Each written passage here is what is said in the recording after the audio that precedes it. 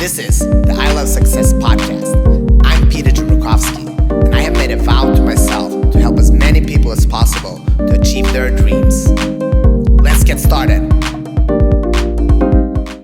Hey guys, and welcome to this special episode of the I Love Success podcast.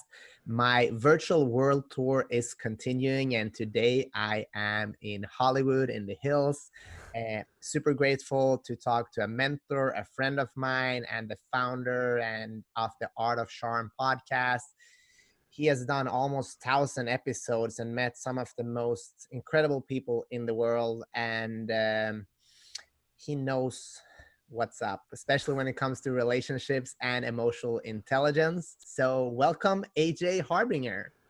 Thank you for inviting me to your virtual coffee shop. Yeah, it's amazing to do this. As you know, I do everything in person, but I had to pivot, and actually it's been a cool experience to being able to sit at home and meet people from all over the world. So I'm actually grateful. We're gonna share emotional intelligence and talk a little bit about relationships today. First off, how are you doing, and how have you dealt with this pandemic and being locked up inside, basically? Yeah, well, I'm not going to lie. It's certainly been up and down. And there's been some low moments of pessimism, some high moments of optimism. But for the most part, I'm focusing on trying to stay positive, understanding that thankfully it now appears like there's a light at the end of the tunnel. So doing my best to coach our clients and have fun with the podcast and really focus on being more productive myself now working from home. Yeah. And how has this affected your personal life? Well, it's certainly been an adjustment. My fiance and I are not used to working from home together. So I typically work from home for the most part. Probably 80% of my career I've been working from home. And this is a unique experience where we're now sharing a workspace and having to balance multiple Zoom calls going at once and who gets the Wi-Fi. So made for some interesting discussions. But other than that, really focusing on the physical aspect and dialing in my morning and evening routines even further. Now that there's absolutely no commute, no traffic in LA, there are no excuses. Awesome. And what do you like? There's a lot of people spending more time with family now, and that leads, of course, to more fights as well. What are your best advice to kind of stay cool and rolling with the punches? Well, number one, I think we all need a bit more self-compassion. We need to understand that we're all going through things and it's okay to be emotionally reactive at times. It's completely normal. I know there are certainly times I've been frustrated. My fiance Amy's been frustrated. So having some self-compassion for what we're all going through, number one, so that we're not too hard on ourselves when we do have those moments of darkness, as I'll call them. And then the second thing is realizing that, at the end of the day, we do love one another. And although we may be struggling in this moment, in this period, we really have the highest of hopes for one another. So looking beyond just the argument and looking for a resolution and keeping that physical proximity is also important. I feel, and I've struggled this myself, when you're very frustrated with your partner, you want to be, the other side of the room. You want to be outside. You want to get away from one another. And we really can't do that right now. So in those moments where I'm feeling most frustrated or she's feeling most frustrated, we remind each other to just physically hold one another and understand that it is a part of dealing with this crisis. And, I saw a really interesting meme that one of my buddies posted that was just reminding us that we are in a crisis, that this is not normal. And it is okay to not feel normal. It is okay to feel sad. It is okay to feel overly optimistic. It's part of the process of going through the grief that we're all going through. Yeah, awesome. And what do you want to say to people that have actually felt more lonely right now? And I mean, all of us are, but there's also people that might have family abroad or that are single and they don't have anybody they can hang out with. Like, what advice do you want to give to those people out there right now? Yeah, and this has come up in our coaching program as well. So in our core confidence group coaching, we have a challenge that is reaching out to people that you haven't talked to in a number of years. And for some of us, it's family members. For some of us, it's high school friends. For some of us, it's our old neighbors. But really taking some time to just check in on one another right now, understanding that we're all going through it. And at first, for some of my participants in the coaching program, they were a little nervous and felt a little weak to be reaching out to someone else. And, oh, I haven't talked to this person in years. And they were surprised at the end of the conversation just how easy it was to pick back up where you left off and feel really connected in this moment. So that's really one thing I'd like to remind everyone. Even if you haven't talked to people in a very long time, understand that life gets in the way. We're now all more reachable than ever. As you were saying at the top of the show, I'm looking at it as a unique opportunity to network, especially as an introvert. It's a unique opportunity to communicate more where we don't have as much social anxiety. We don't have to necessarily get in a car, go to the event, deal with strangers. Instead, we can do it from afar. And reaching out to those people that we've had a connection with in the past, and maybe that connection has waned right now, checking in on one another is important. And the other thing that I do want to remind everyone is we're all on this emotional roller coaster. And I know for myself, I talk with some of my friends. I play video games online with some of my friends. We do trivia night. We're having a trivia night here in a little bit. So we are using technology to stay connected, but sometimes I'm really optimistic and really excited about the opportunity, and my friends are not so opportunistic or excited about the opportunity, and they're very frustrated with where things are. So being patient with one another and understanding that the emotion that you're feeling might not be the exact emotion at that moment that someone else is feeling, and that's okay. The more important thing is to support one another. Yeah, and one thing that I have a hard time with, AJ, is to, if I haven't talked to someone in a long time, I feel almost bad of reaching out. Like, how do you start? Do you call? Do you text? What do you say? Like, what's the best way, or what do you recommend? So we have this little trick called magic dialing. And what it is you call someone, and inevitably, if you haven't called someone in a while, their phone might not answer on the first time. But instead of leaving a voicemail, I hang up and call back immediately. And what I found is that if you call someone twice, they tend to think it's an important phone call. They actually tend to pick up, and you actually get a connection. But I most definitely prefer reaching out over phone right now, understanding that video can be a lot for people. Some of my friends are juggling their kids at home, right? Now we have situations where the kids are home from school and they're working from home. So being a little cognizant of that. Also, a lot of us work on Zoom all day long. So the last thing we want to do to socialize is get back on Zoom. So I've been using the phone more so than ever, and I've been picking up that phone and just saying, I've been thinking about you, just checking in.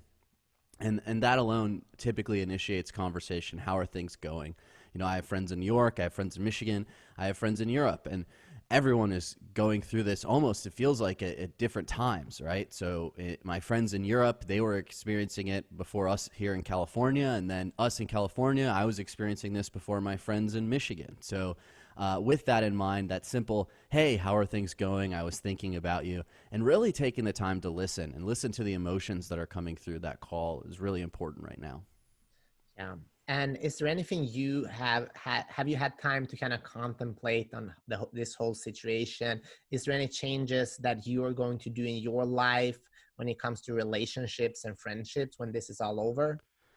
I think the biggest thing that I've realized is that I need to carve out even more time to stay connected.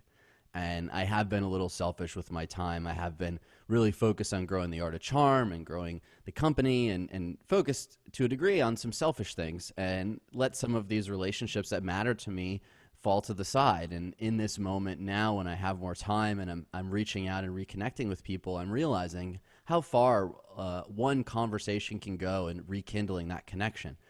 There's some friends that I hadn't talked to in a number of years that reached out to me, or vice versa. I reached out to them, and we just hit the ground running, and it felt like we hadn't skipped a beat. So just reminding myself to carve out some time. I actually put time in my calendar now for those check-ins, to be a little more aware of it and a little more conscious of it. Knowing that myself as an introvert, it's easy to get focused on work, focused on building a funnel or launching a podcast. And sometimes it's a little bit difficult for me to put time in my schedule to balance out the relationships that matter to me. How does that look like? Because I'm struggling with that too. I'm filling my pipeline, my calendar with all this to-dos, which are all fun, but they're also a little bit selfish, right? So how does that scheduling look like, and how do you do to not end up in like a 3-hour phone conversation. Yeah. So what we do, and I actually got this from a good buddy, Kevin Cruz, who wrote a fantastic book on leadership. And essentially, he taught us to divide our day into three parts, the three C's. So science shows that the early part of the day is when we are most creative, when we are most free to think creatively and open our mind. We're not encumbered by notifications and everything else. So I start my day creating, whether that's podcasting or writing, but that charges me up in the morning. Then the middle of my day is when I collaborate, and that's when I'm hopping on Zoom and I'm interacting with our team members now who are working from home. And for the most part, I've been managing a remote team for well over a decade now, so that afternoon time creates space for me to collaborate with the team, get my meetings done, and then I save my evenings for connect, and that's when I reach out to friends and family. And I found that following that three C's has allowed me to be more productive, has allowed me to be reinvigorated in the afternoon by collaborating with my team and making real headway. And then I'm excited to end my day connecting with my friends and family. I love that. And I mean, it's so important. I know myself, sometimes I'm saying no to that coffee when we were allowed to go out. But then when I actually say, hey, this is my friend, maybe he needs me now or she needs me. And then when I go there, it's so amazing. And I might have something that I'm struggling with that I'm sharing, and all of a sudden I get a great idea. So I think community, for me, I realized that community is more important than ever right now.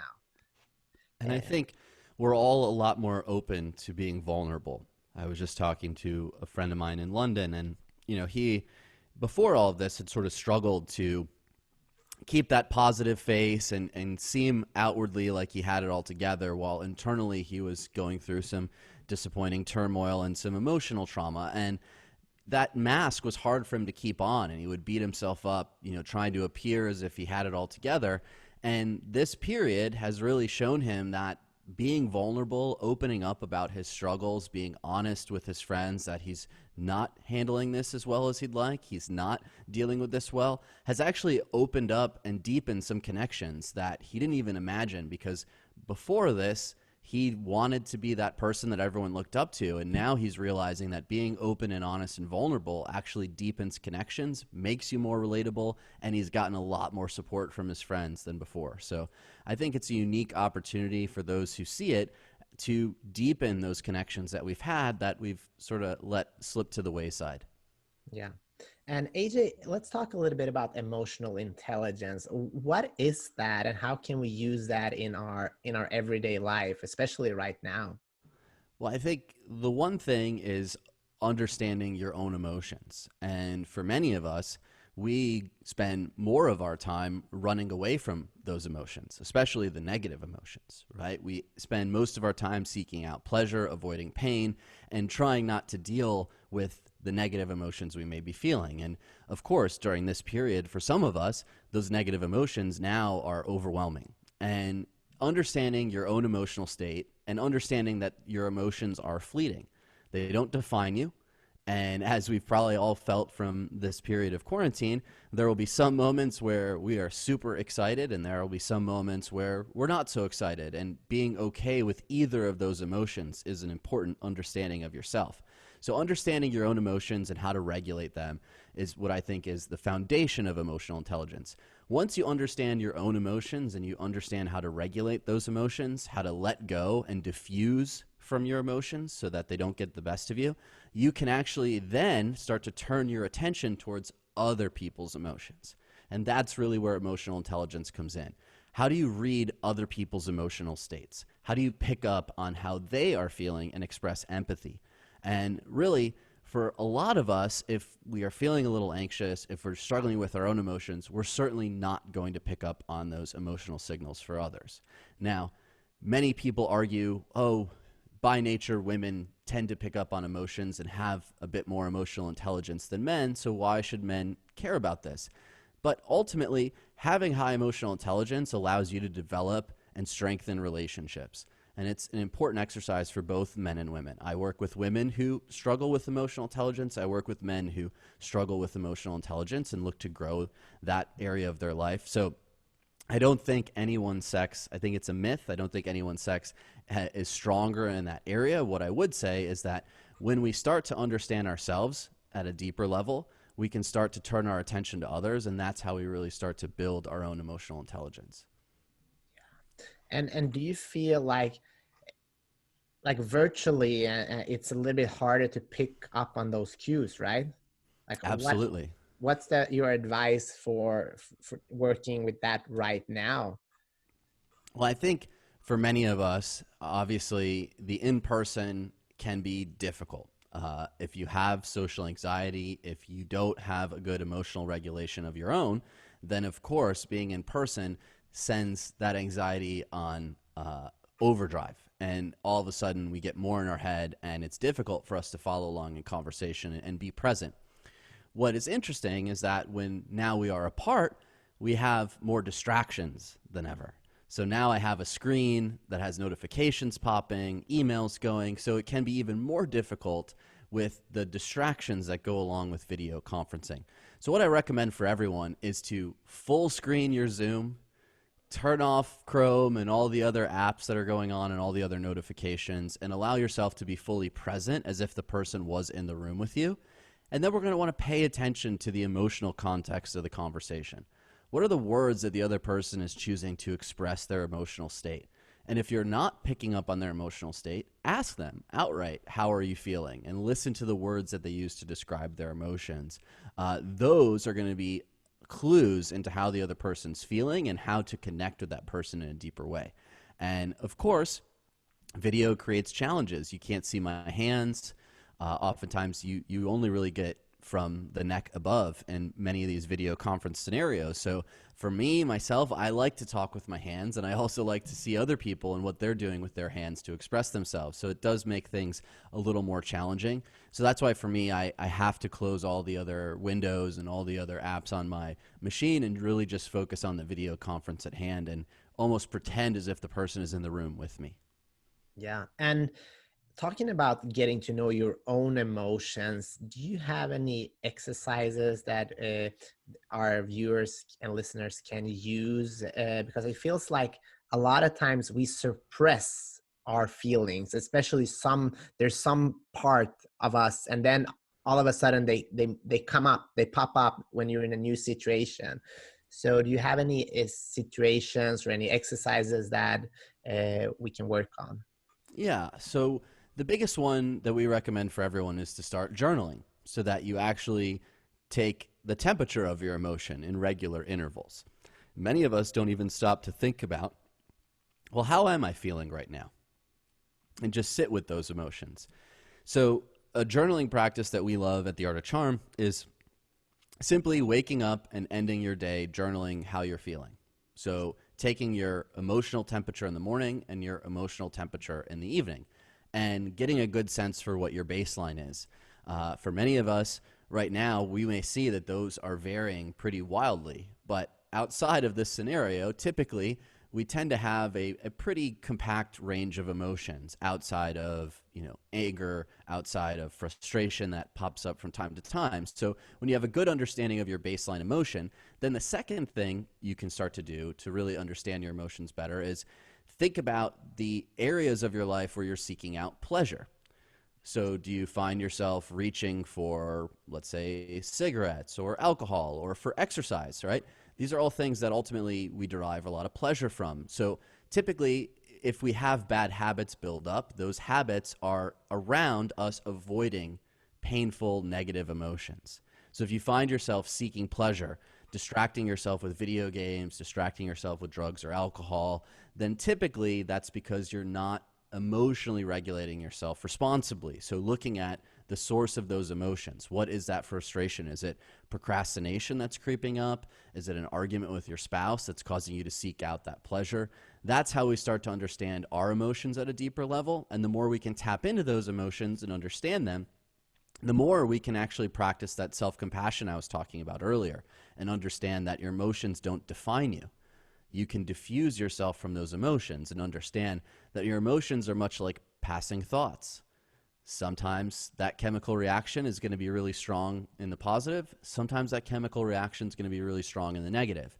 And if we've built up a journaling practice where we're actually logging our emotional temperature, we can really see, well, okay, I've had 4 or 5 days now where I'm feeling really down. Oh, let me start to see what's going on with my routine. Let me start to see what's going on in my life. Maybe the big tasks I'm avoiding, the discussion with my boss that I am just too afraid to have, or the argument that I know is brewing with my best friend. In those moments, now we start to understand and control our emotions in a much better and healthy way. Yeah, that's great.